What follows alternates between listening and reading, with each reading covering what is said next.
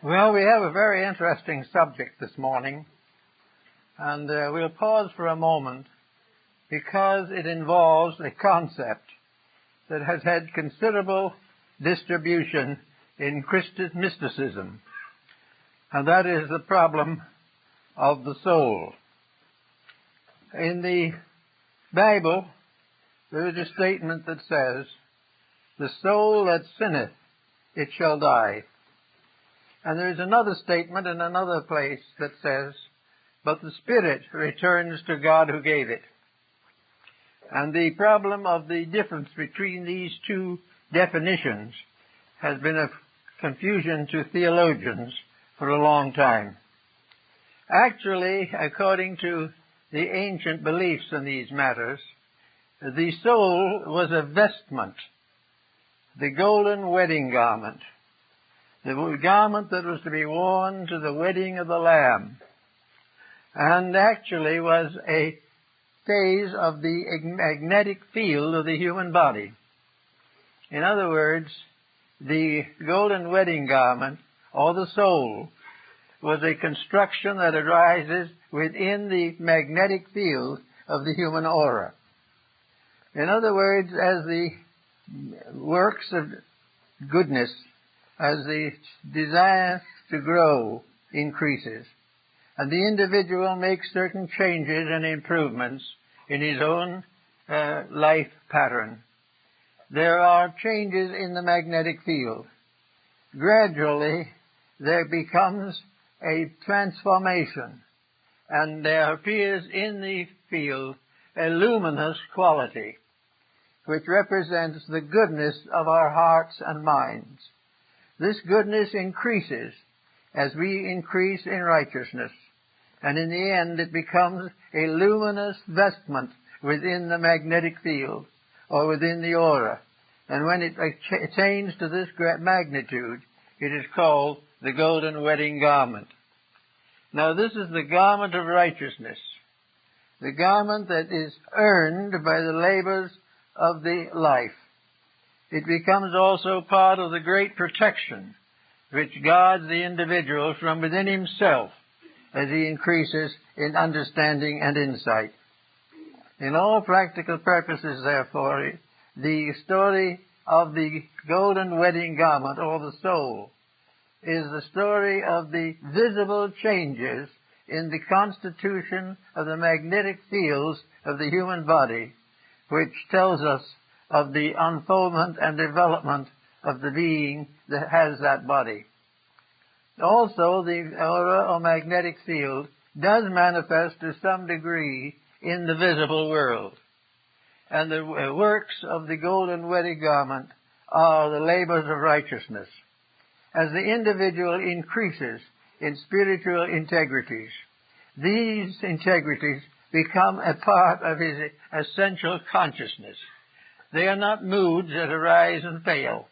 If the growth is genuine, these moods grow and continue until the individual's inner life is transmuted and transformed.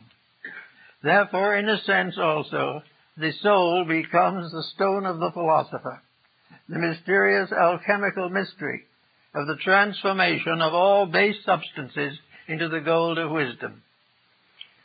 Therefore, when we speak of the victory of soul over circumstance, we refer to the growth of inner light over the pressures and problems of outer living. We find gradually that the strength to do it right develops within ourselves. We are not saved, so to say, by some outside force or by some legal or legislative change. We grow from within, and as we grow stronger from within, the adversities of the outside become less. The golden wedding garment, therefore, is also this mysterious elixir of life, one drop of which transforms 10,000 times its own weight. These terms, which are used in mysticism to guard the secrets from the profane, are also, in a way, mysteriously correct, for they represent the tremendous increase of inward power resulting from the transmutation of the base elements of life. Actually, therefore, we have to realize that under normal conditions, we are of this earth earthy. We are not bad, we are not evil, we are like all other creatures. We simply are made of certain substances, and these substances gradually gain dominion over us, and we react to these pressures much as the animal does, or any of the other kingdoms of nature. But these pressures, while they are present in the human being, are balanced by a tremendous power within the human being that is not present in the other kingdoms. In the other kingdoms, this greater power is left with group spirits, or powers that protect orders of life, not individuals. With human beings, however, the protection becomes individual. This is one of the ways in which we distinguish humanity from all the other kingdoms of nature. Humanity has the power of redemption within itself, and each individual has the power of redemption within himself. He must develop this power and must strengthen it and must permit it to manifest out into his daily life. And when he does so, he achieves the transmutation of the base substances of his body. Now, base substances in this case does not mean evil substances. It simply means matter, material, substance as it is in earth and on the ground beneath our feet. It is the natural substance of the natural world. But the individual is not of this. Though it may seem like plant, his root is in material things. Actually, as Plotinus tells us in his essay on the beautiful, while the roots of man are in the earth, the flower and the seed is in heaven. And the gradual growth up is told in one of the European folklore stories, Jack and the Beanstalk.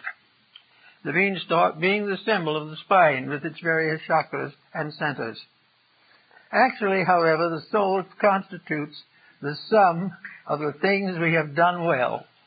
It is the sum of the victories, little ones mostly, by which added together becomes the basis of redemption. The individual, in other words, must save himself. He cannot be saved by any outside power, nor can he be destroyed by any outside power. He must grow according to his own inward life and the powers that were bestowed upon him when he was set forth as a creature in this great world. Each individual, therefore, is building his own wedding garment. He's building his own soul out of his departments, out of his way of life, out of the parts of his nature, out of all the circumstances which occur to him every day. Life is a series of small victories over doubts, uncertainties, temptations.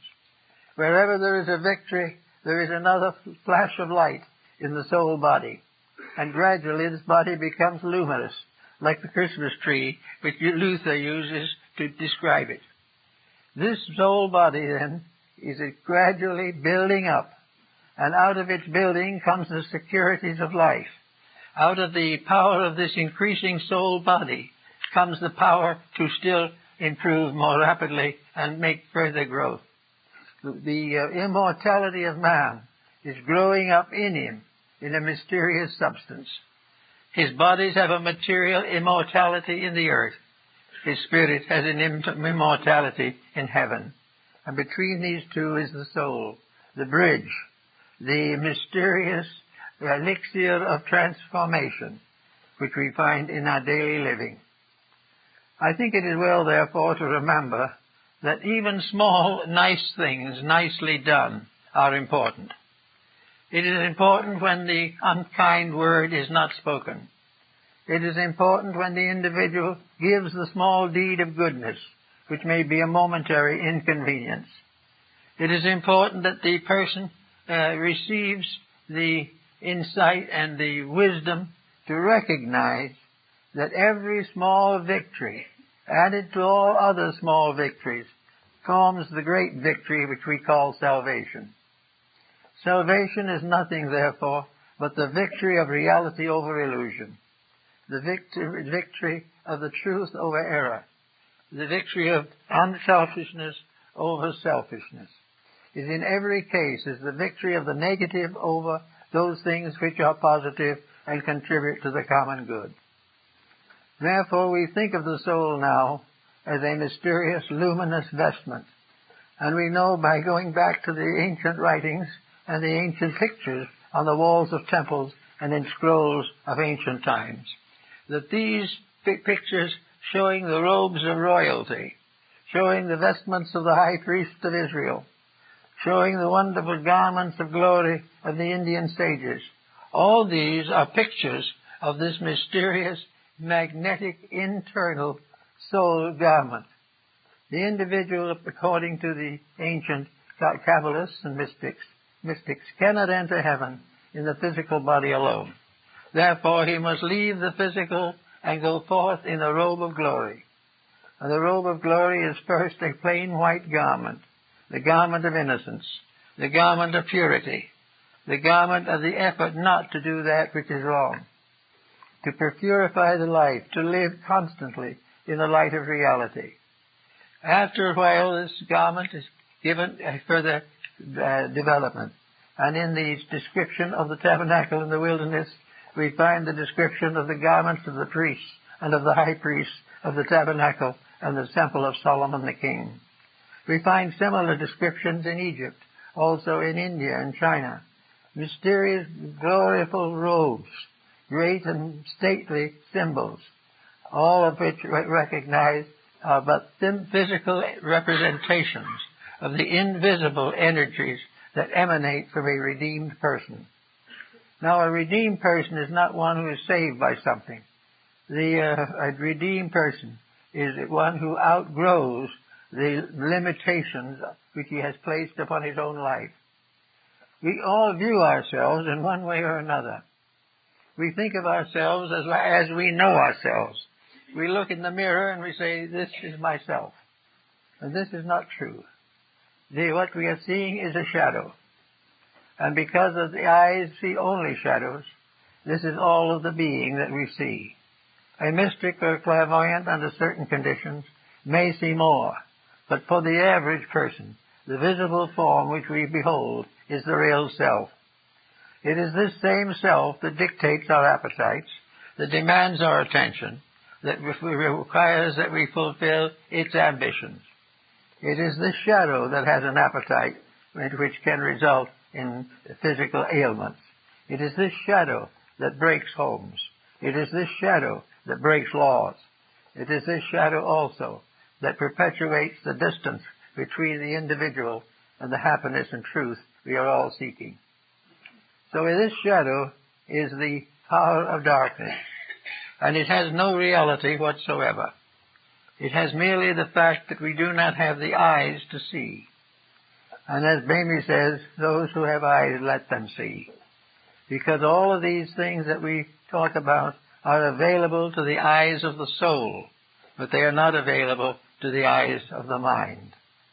And the eyes of the soul, to meet the old requirements, are a development of faculties that are latent until they are developed by the unfoldment of the integrities of personal life. The magnetic field of the individual begins very largely as a physical support. It is something to nourish the body, to maintain it, and to protect it. Gradually, as the time goes on, after one embodiment or another, this magnetic field begins to register the moral qualities of life. It gradually begins to show the colors of good and evil.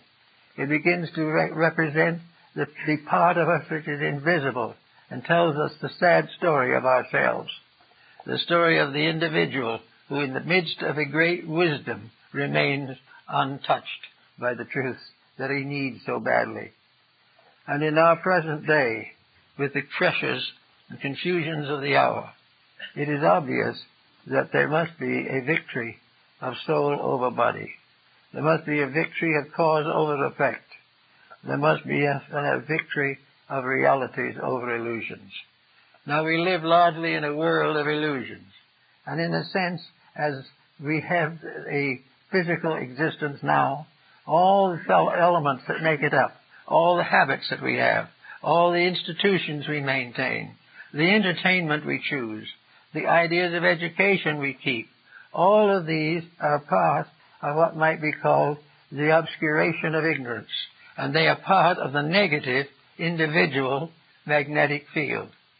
While we live in the negative field, we react to the negative factors, and little by little, these negative factors destroy us, or at least they impoverish the spiritual values within ourselves, until finally, inside of ourselves, the colors, the luminous forms of the magnetic field become clouded and dark and dismal. The magnetic field of the narcotics addict is a rather pathetic thing.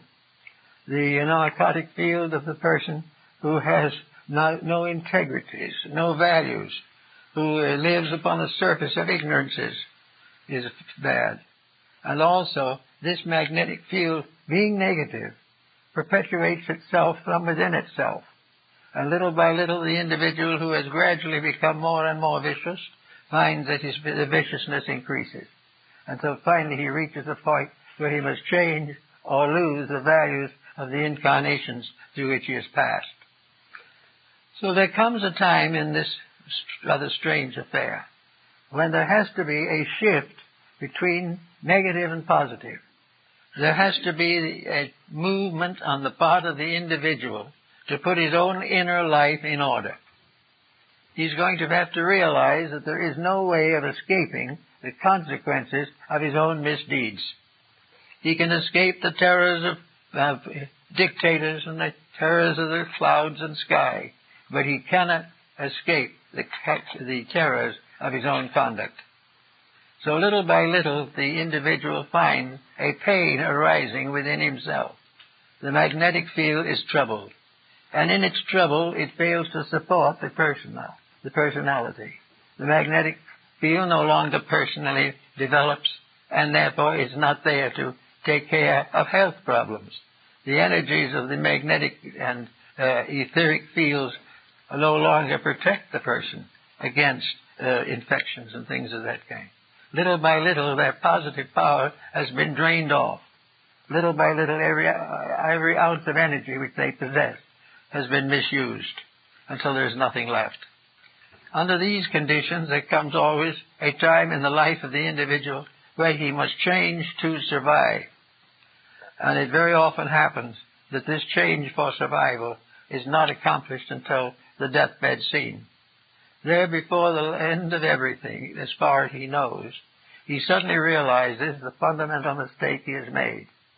His faith is not great enough to reveal the fact that no matter what he has done, salvation is inevitable. He must go on until he grows up to what he should be. And while he disappears out of this life, perhaps, in a very sad state, ultimate victory is inevitable. For everything that is created by the divine mind and the divine hand must come through. It must fulfill its purpose. It must achieve that for which it was intended. And so we find that the individual physically shows gradually the results of a sellout. He no longer has good health. He no longer has peace of mind. He has fears. He has dreams. He has nightmares. He develops all kinds of habits in an effort to encourage some kind of help or strength. But this type of strength, inspired by narcotics and alcohol, will never get him anywhere. Little by little, everything gets worse and worse, until finally the individual, stripped of all of his energies and powers by the abuse of them, comes to face himself, and he must do so. Now, we also have, therefore, another interesting analogy to make. After all, the world, as we know it, is also a being. The planet on which we live is a person. Not a person as we know it, but a person as an integration of various conscious attributes sufficient to enable it to maintain its essential purpose to support life in space. Now, this planet also is subject to the results of the confusion and the misuse of power which we find around us every day. The planet has its golden wedding garment. It also has its magnetic field, its order, and its robes of righteousness. But it is also gradually damaged, just as the person is damaged, by the failure of the integrities of life. Now, in the case of the planet, it is somewhat different. The planet has a new relationship. And that relationship is as a host, or as we might say, a guardian or a parent over forms of life which develop and unfold within it. So that the planet itself is really a place for things to grow and live and develop. Now, when these things that are put here to live and grow and develop go bad, when little by little all of the opportunities that have been given by nature are perverted and misused, then the earth becomes ill. It becomes incapable of fulfilling its proper destiny. It cannot do for us the things that it should do, because we have drained away all of its resources in misuse. We have exhausted its strength, its beauty, its wisdom, its love, all of these things, until there is nothing left. And we have only bodies, empty bodies, with empty minds. And in those moments of great decision, the laws of life move in. The law says it is not possible to fail. There can be delays, there can be mistakes, but in the long run, things must come through. That which is created by the divine power will never rest until the divinity within it gains supremacy over all the rest. And so we have what we might call emergencies. These emergencies are wars, pestilences. They're health problems, weather problems, earthquakes, all kinds of indications of trouble. They correspond very closely with the nervous breakdowns of individuals. They have their parallel in the ulcers and the abscesses that torment us. They also, as we sweep through the sky, they have the migraines that are in space also. In other words, a sick planet is more or less revealed in the sickness of things that live upon it. And those things that live by sickness and live on a sick planet must be corrected. They cannot be allowed to go until they destroy. It is possible, according to the ancient writing, for a race or a nation to vanish from its own misdeeds. But the life in that nation cannot vanish. The powers of living and growing go on. And there is not one single fallen angel that must not be redeemed. And so gradually, those things that fail utterly fade away, and in their place come new things, in which there is a greater amount of integrity. We are on such a step at the moment.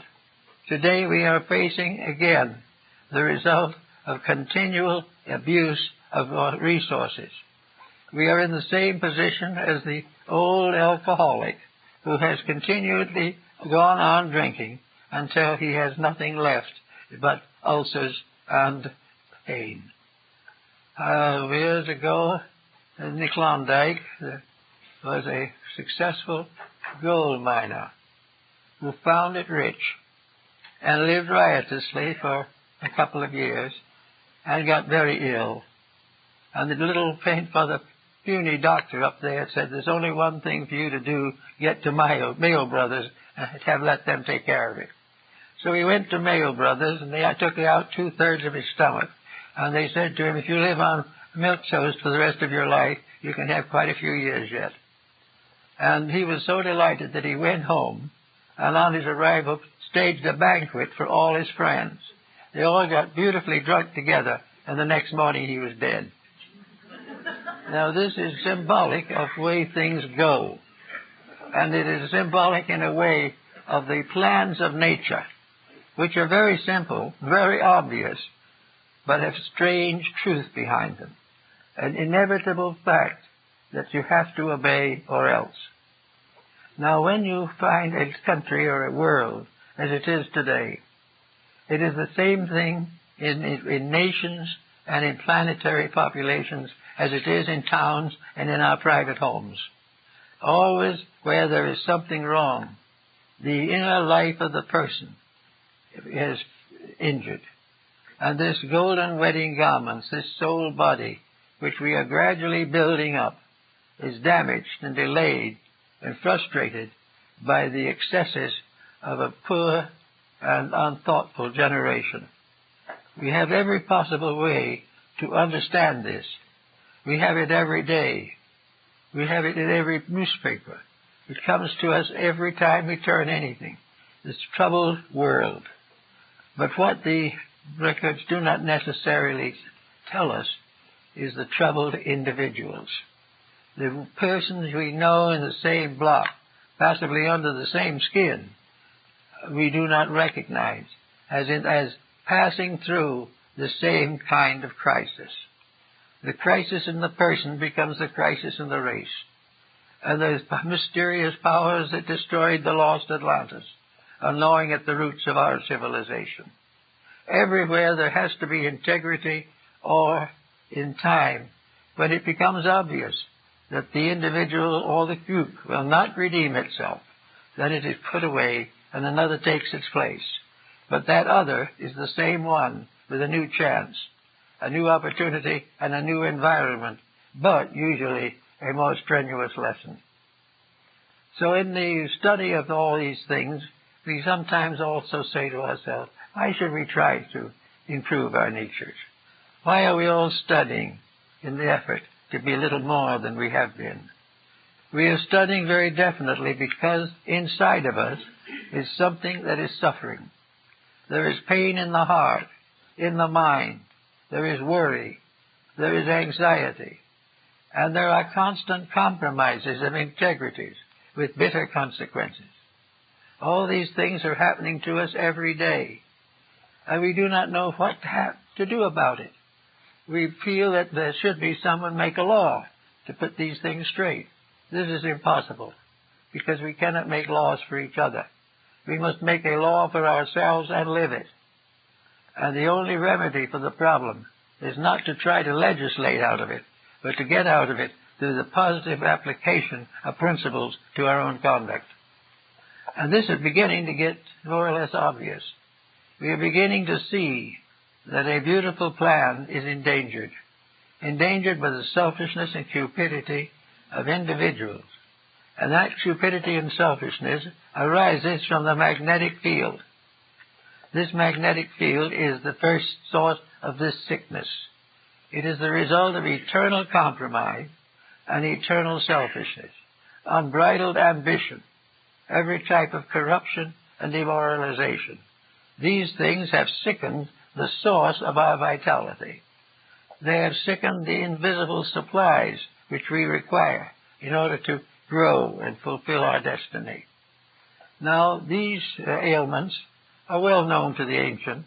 We find in the various clinics of Hippocrates and later in the writings of Paracelsus von Hohenheim that the ancients were well aware that the great source of our pain is inside, not in the world.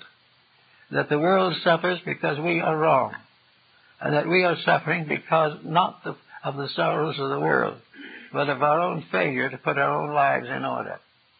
Now we have a new world civilization here today that is the most complicated that man has ever known. A civilization in which all kinds of conflicting ideas float about in the air, in which nations are ready to go to war to the death over wealth, of power, authority. And this is just a little bit of an enlargement of the ruthlessness of the individual who, moving in upon a competitor, seeks to destroy him. The selfishness of the individual multiplied becomes a vast host of beings that perpetuate selfishness in space and all around us. The planet itself is sickened and the earth under our feet is corrupted. Now there's only one way we can solve this, and that is to make the changes in ourselves. And we can say perhaps, well, so what?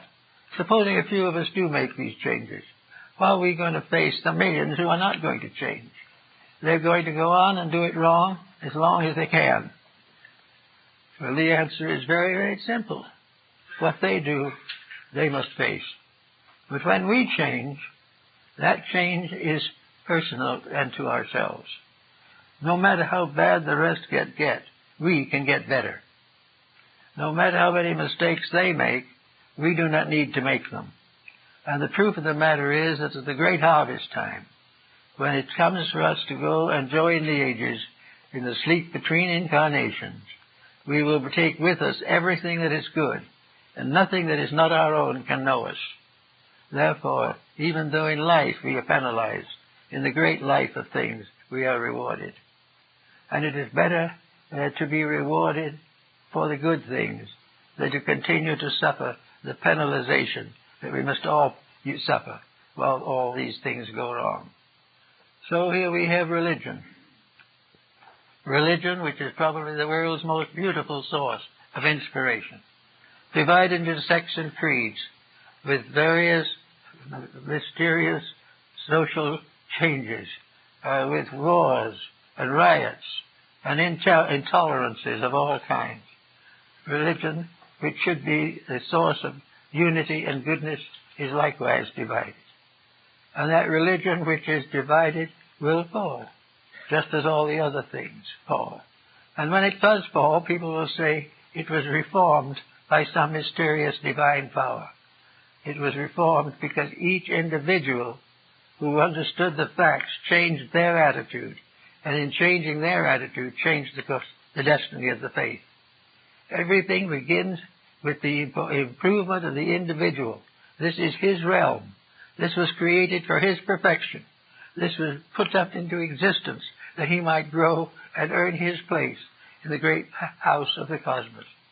Everything that is good must come through him, and it will come to him from the great sources of good. And the great sages and the rishis and the saviors who have come to teach mankind have come to bring encouragement and strength and redemption. It is like the alcoholic who, becoming very badly sick, will bring in somebody to console him and try to help him to get over it. So he will bring in a physician or something who will tell him to stop drinking and try to help him stop so that he can go on, redeem himself, and go forward. So there are physicians of souls who have come to help us, not to do it for us because they cannot, but to inspire us to make the changes ourselves which are essential to our well-being. Just a little change here and there in our social structure would cut down our divorce rate probably 50%. A little change in some of our rules about this and that would probably cut down most of the problems that we suffer in juvenile delinquency. These things represent neglected areas, and we're waiting for something. We're waiting for laws and governments to change these things. But the only person who can change them is the family itself. The united gathering of the parents and the children, bound together to do what is right. And although there may be many who fall upon the right hand and many upon the left hand, the just family shall not be moved. All that the achievements we can make, if they are right, are immortal. That is one of the mysteries of the old writings, that every time a truth was demonstrated, it received wings and became an angel. And truths become immortal. Realities become immortal. And those who cling to them or those who live with them gain their own immortality. That which is true cannot die. That which is false cannot live. This goes through nations. It goes through everything. It becomes part of our priceless heritage. It becomes part of our hope of glory. So we know that today we are at a critical point, and that all the available resources of civilization must be united to achieve a positive transformation of our purpose for existence. We will not cease or perish if we do not make the grade, but we will go back again into hard labor, into struggle and strife, to gain once more, to the degree that we are now abusing the knowledge and wisdoms of life. As long as there is selfishness, there will be pain. As long as there is avarice, there will be suffering. As long as there are hatreds, there will be sorrows. Every one of the negative things has to be overcome. And the old schools of wisdom set up discipleship and set up various rules and laws to govern the development of persons who wanted to grow, who wanted to be better. And all of these were based upon the fact that the person himself had to make the effort. He had to really, sincerely decide. He was not even able to try to find out whether what he was doing was really right or not. He had to decide that for himself. But he was right. He grew in wisdom and understanding. If he was wrong, he did not. If he did not grow, he had to try again.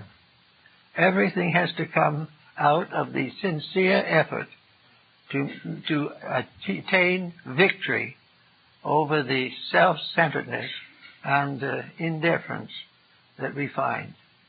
We are now talking a great deal about the fun generation. There's only one thing about it that seems to be important, and that is there isn't much fun. Very little. And there will not be much fun as long as this is the fun generation. Because the effort for fun is not controlled by anything. What is fun? Mostly extravagance, much immorality, and all kinds of competitions and mistakes in labor and work. The entertainment field, all these things are called fun. And I can assure you from watching a little television now and then that the fun in television is not very much. In fact, I haven't heard a good comedian on there in years. Because good comedy has to be honest. It has to be true, and it has to be good, as Mark Twain pointed out. And what we call comedy is a snickering sort of thing. It's never going to be any good. And yet we spend hundreds of hours in front of these boxes, taking on the murders and the selfishness of our time.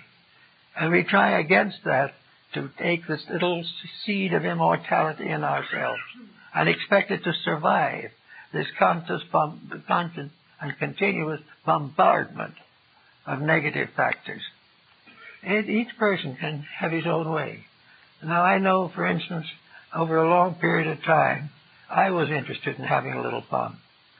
After all, working with heavy problems can be rather heavy.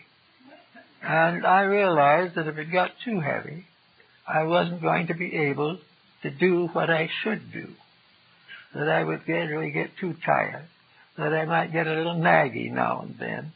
Or I might even lose my disposition.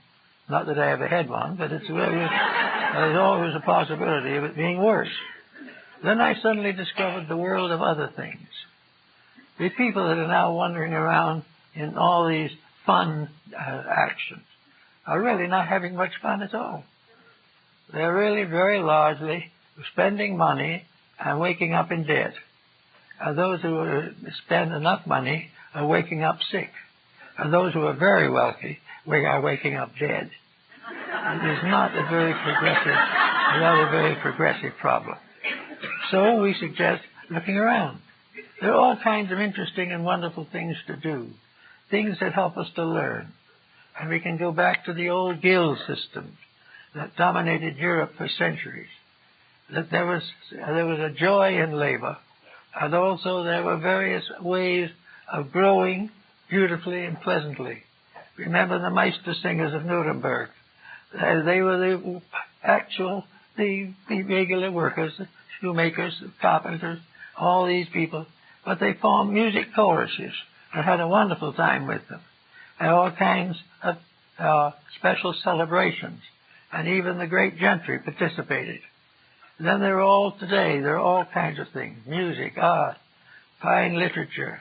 There are all kinds of things to collect. There are hobbies and everything by which you can learn something, by which you can grow, in which you can combine pleasure with instruction and come out of the whole thing a little bit better enlightened and with a new appreciation of the wonders of life.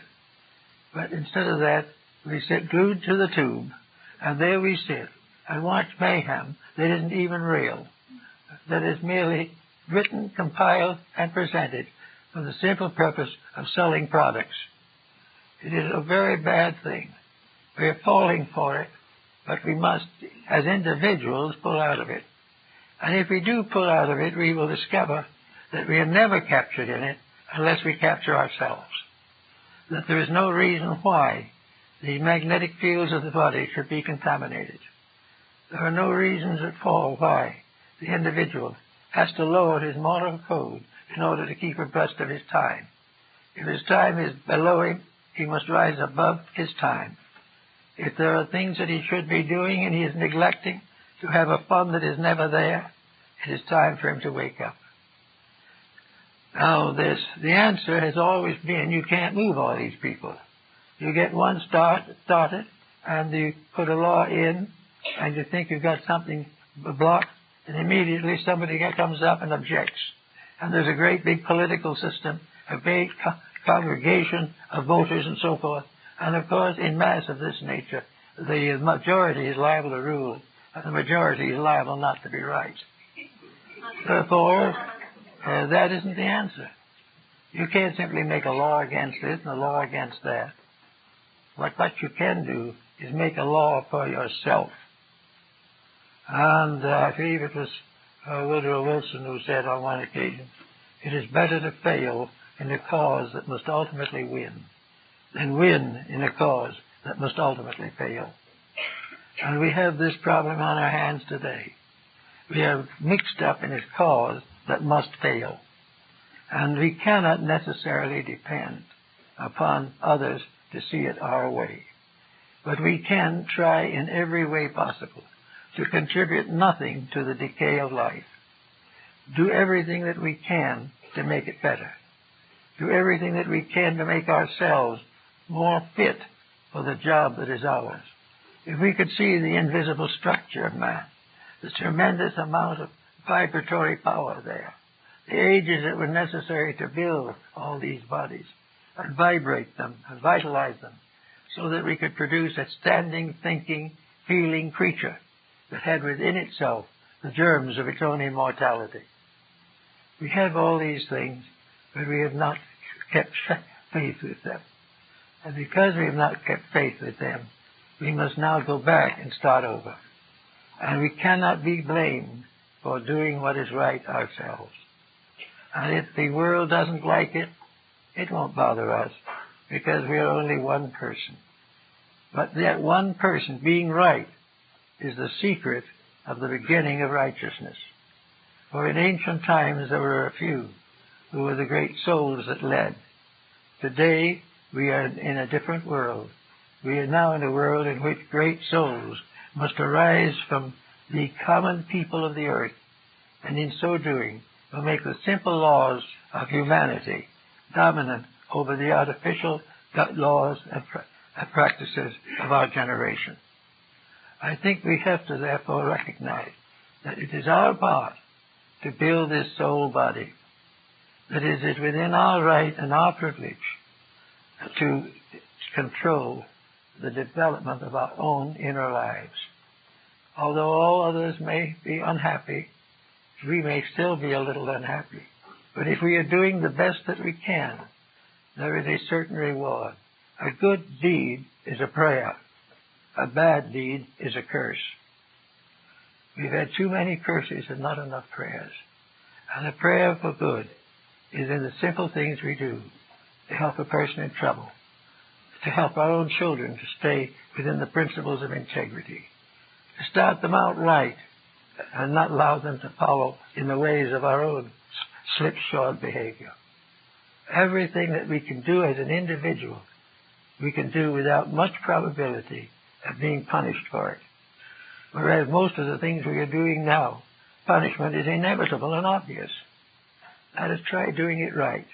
Let us try to be one with progress, one with the law.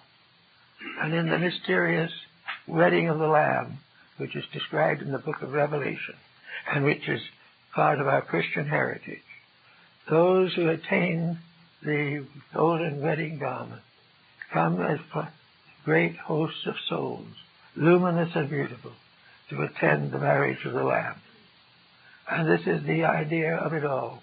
The marriage of the Lamb is simply the union of the individual soul with the world soul, and the return of the individual spirit to the Spirit which is all spirit, always and forever the guiding power of life. We do not know where life is going exactly. We know where it will go for a time at least, if it doesn't change its ways. But we do not know what lies ahead for the human being.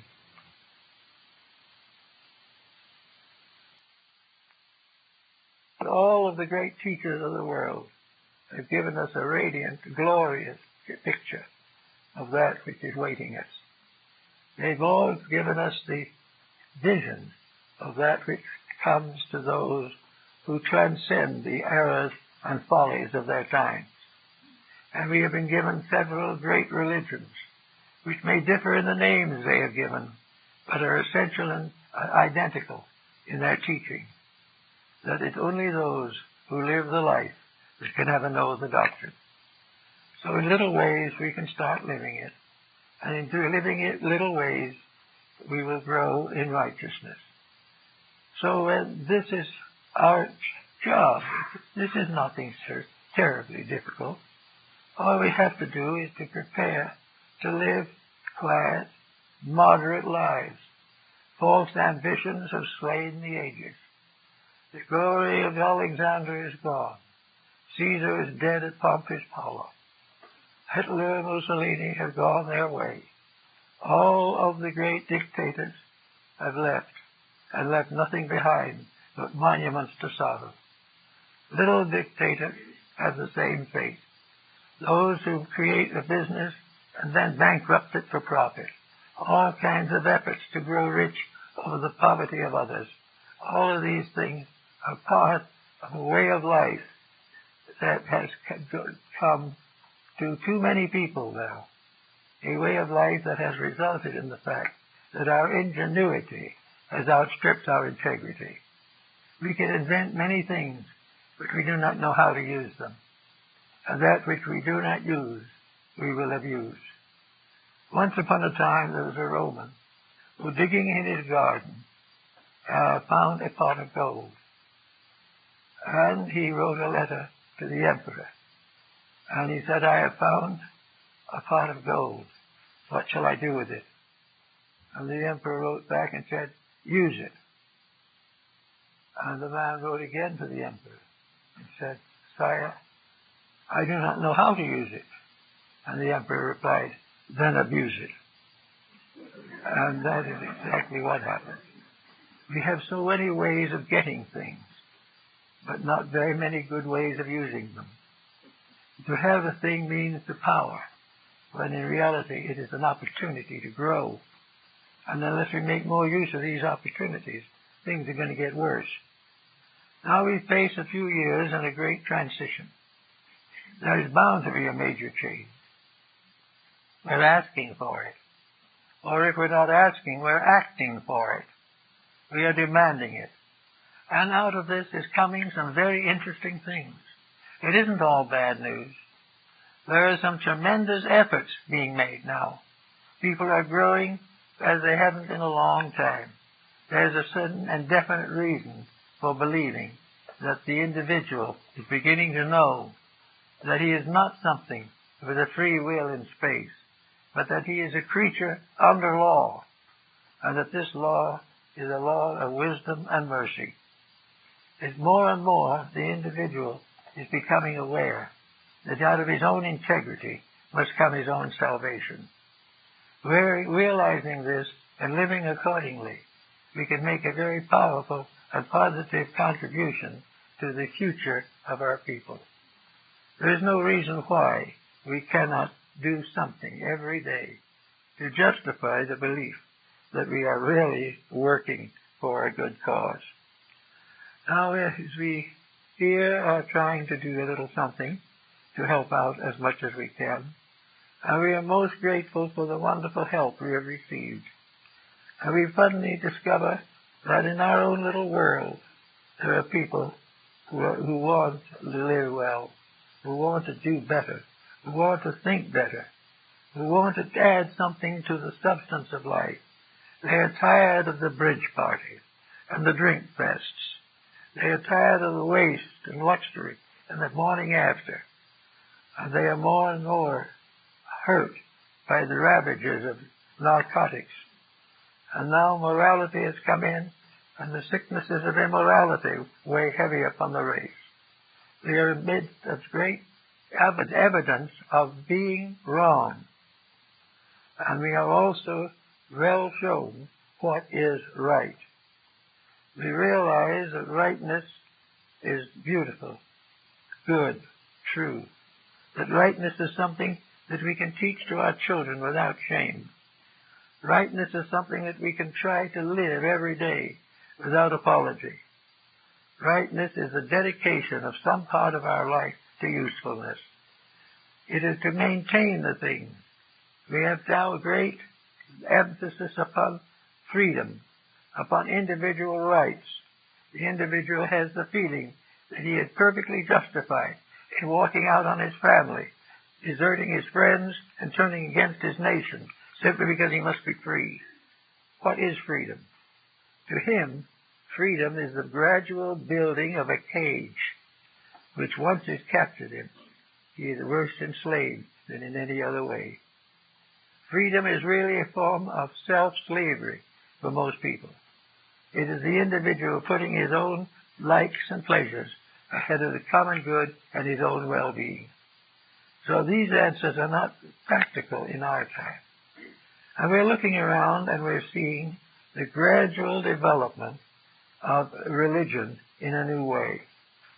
We are coming closer and closer to a unity of faith, which will be a tremendous step in the right direction. We are also coming to realize that religion is not simply attending a place of worship. It is bringing the truth of life into the home, into the family, and into the business. The real religion is in the shop, in the house, in the school, in the hospital, in the courts. Religion is not something to talk about theology. It is to live the golden rule, to keep the 10 Commandments, and to realize that regardless of all our sophistication, we will never be able to outgrow the Decalogue or the Sermon on the Mount. These are inevitable and eternal fixtures.